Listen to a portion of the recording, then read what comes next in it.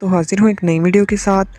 سب سے پہلے میرے چینل کو سبسکرائب کر لیں، بیل کا آئیکن دبا لیں تاکہ نئی آنے والی ویڈیو سب سے پہلے آپ دیکھیں، اور اس ویڈیو کو پسند آنے کی صورت میں لائک کریں اور دوستوں کے ساتھ شیئر کریں اور کمنٹ میں اپنی رائے کا اظہار ضرور کریں۔ ہم بستری کے دوران عورت کا عجیب آوازیں نکالنا کیسا ہے؟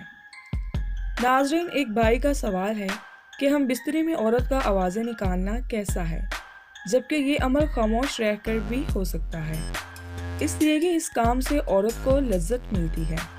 اس سوال کا جواب ہم نے صرف آپ کی معلومات کے لیے کافی سرچ کے بعد ایک کتاب سے نکالا ہے، جو کہ آپ کے ساتھ شیئر کر رہے ہیں۔ سبھی عورتیں ایسا نہیں کرتی، صرف چند عورتیں ایسا کرتی ہیں، جو کہ ایک غلط بات ہے، اس لیے کہ اگر ساتھ میں کوئی کمرہ ہو تو اس میں موجود لوگوں کی نیند حرام ہو جائے گی اور وہ ساری رات گالیاں اور بددعائیں دیں گے، اس لیے اس کام سے پرہیز ہی بہتر ہے۔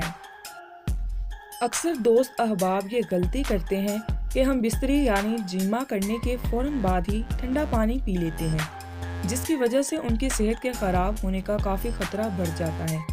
ڈاکٹر حضرات کے مطابق ہم بستری کے فوراً بعد کوئی بھی ٹھنڈی چیز استعمال نہیں کرنی چاہیے، کیونکہ مرد ہو یا عورت، ہم بستری کے بعد ان کا جسم کافی گرم ہو جاتا ہے، اسی لیے ٹھنڈی چیزوں سے پرہیز ہی کرنا چاہیے۔ اللہ پاک سے دعا ہے کہ وہ ہمیں اس پر عمل کرنے کی توفیق عطا فرمائے۔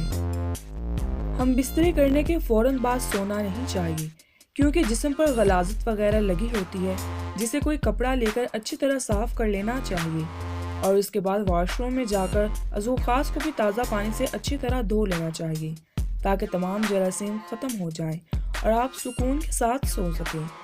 مرد کا اپنی بیوی سے جماع کرنا بھی صدقہ ہے اور ایک اہم فریضہ ہے۔ جو شوہر اپنی بیوی سے یہ فریضہ اچھے طریقے سے سر انجام دیتا ہے، اس کی گھریلو زندگی بھی اچھی ہوتی ہے۔